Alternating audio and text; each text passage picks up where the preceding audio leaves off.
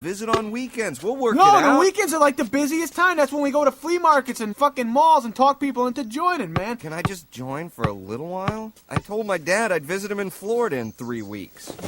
You'll ask them, but we gotta join now. Well, what's the hurry? There's a girl I want to meet there. What the fuck's your problem? Well, I mean, I don't really have to believe in this stuff, do I? No. Just fucking tell everybody you believe in this shit. When they say the sun sucks, go, yeah, fuck the sun. I fucking hate it too. Long live the fucking beast. I don't know, man. This is crazy. Look, they're gonna give you clothes. They're gonna give you a free haircut. You're gonna get food.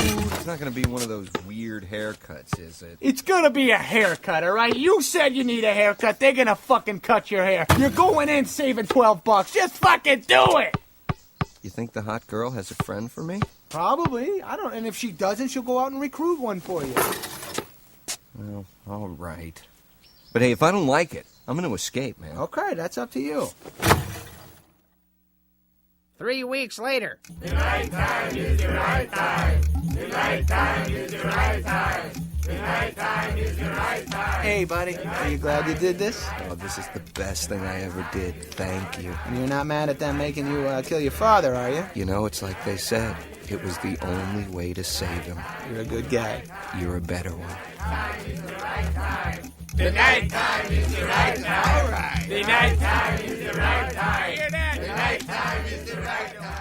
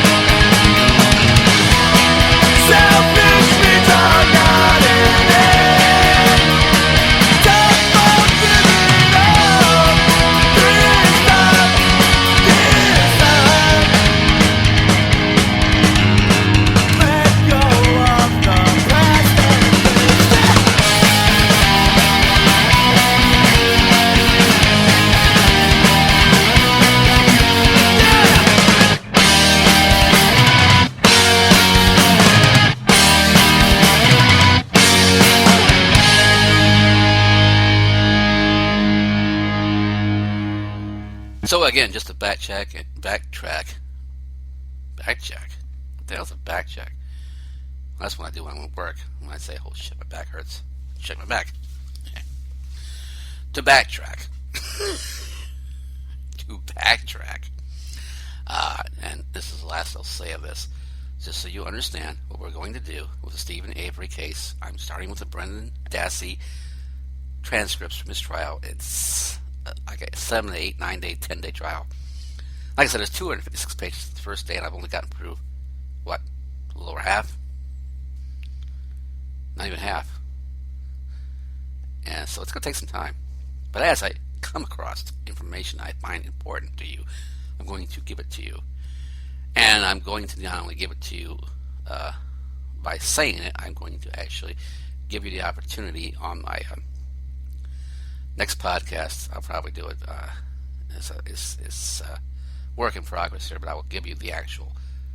I'm going to, at the end of this, I'm going to give you the actual website where I got this documentation, this transcripts at.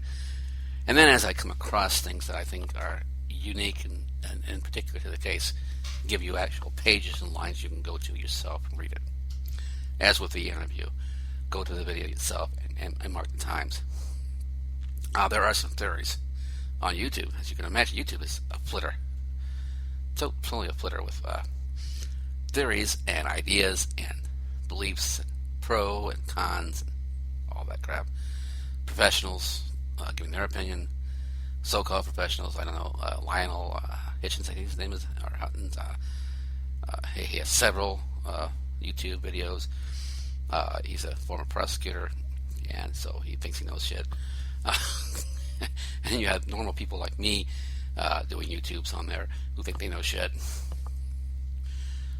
People being accused of the people who actually were the murderer, Scott Tybach, or whatever his name is, and his brothers, and all this stuff, and Wayne Edwards. If you know who Wayne Edwards is, he is the quote-unquote considered the Zodiac Killer. And from the time he was 12 to the time he was 77, he was a serial killer. And I'm just going to glance over this a little bit because I'm going to get more detail to this down the road, but just a glance over it a little bit.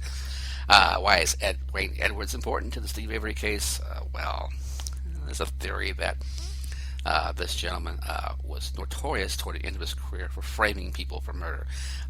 He framed people for murder and stepped back and watched the whole thing and basically do it just to put his thumb up at the police and say, screw you.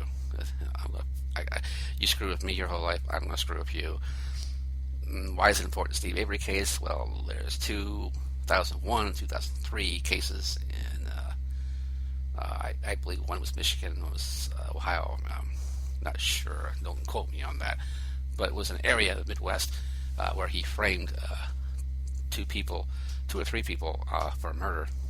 One was, and he liked to frame people close people to the victims. Framed an actual husband for the murder of his wife and his child. And he did these frame-ups on 2001 and 2003 on Halloween. Which is where I think the gentleman who actually wrote a book on Wayne Edwards immediately caught that attention when he watched the series on Netflix about making a murderer, was the fact that was done on Halloween. And the MO is not just Halloween. With this case, he was known for kidnapping the victims in their cars, planting evidence, planting DNA, blowing up his victims with makeshift bombs, and charring his victims to death, having that as a Zodiac killer, and the Memphis 3 killer, having that same MO of stabbing, shooting, and burning the victim. So all this, if you're watching the Stephen Avery case that just recently, well, it will definitely ring bells left and right. Well, yes, it will. And by the way, as a Zodiac killer, he was notoriously being chased by a journalist named Paul Avery. Just to throw that out there. Mm-hmm. So that's a theory that you could have, and James Cameron has actually gone as far as to actually freeze a scene in the actual series, the documentary series, episode 6, testing the evidence.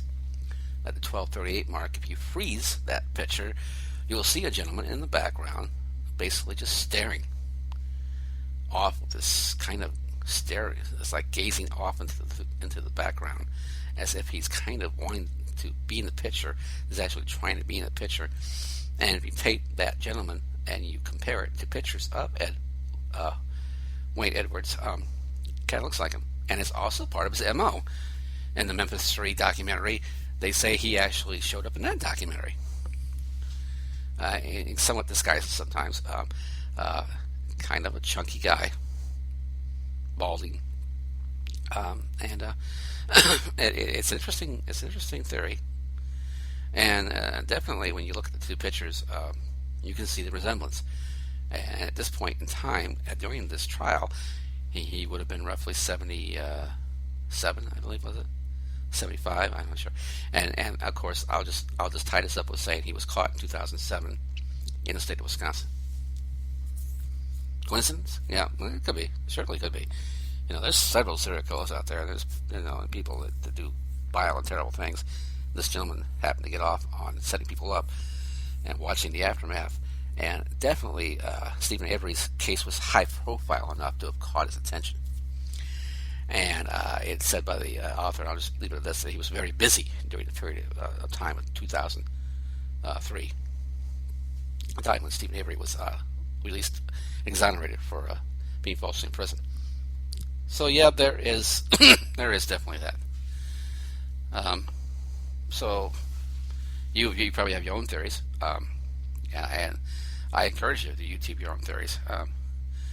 I would love to watch it. I'd love to watch some YouTubes of just not people who are professionals, but people just who are interested in what they think what happened.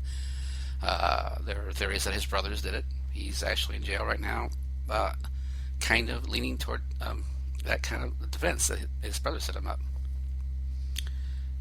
Chuck and Ernie. And I'm trying, by the way, currently to friend Charles Avery, Chuck, and with no success yet. I can't imagine he'd actually friend me.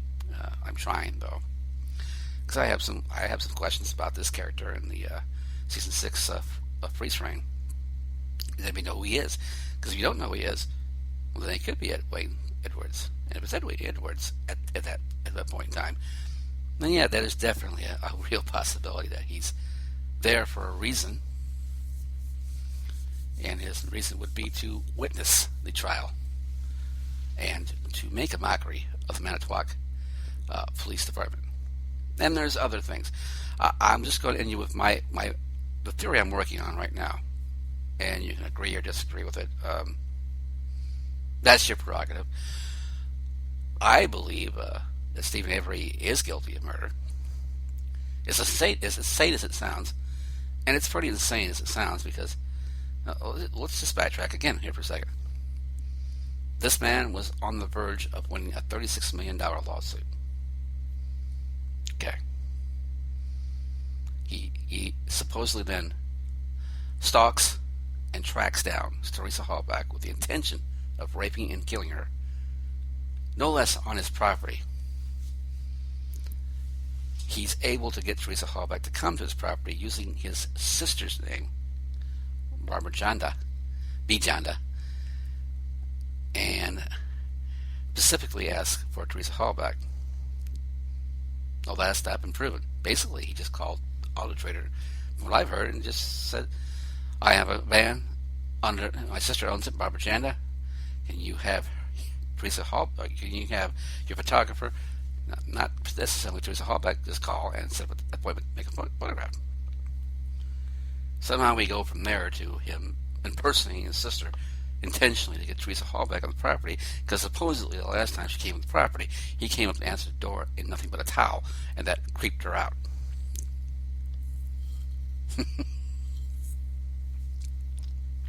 Well, this is Sheboygan, Wisconsin.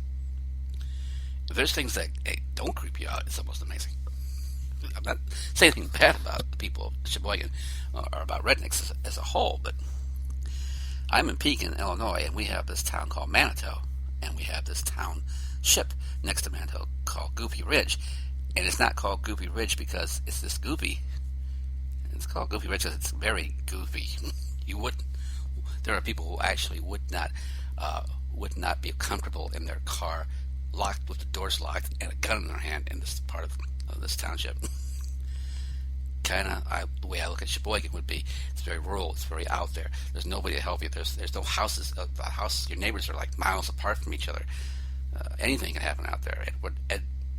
Edwards could have flagged down Teresa from her driving away from the Avery property, pretending to be an old man in distress, shot her in the head right there in the driver's seat, which would have conflicted with the left head bullet wound, and drove her away and blew her up and put the car and the bounds and everything else on the Avery property. Why Stephen, by the way, was at the cabin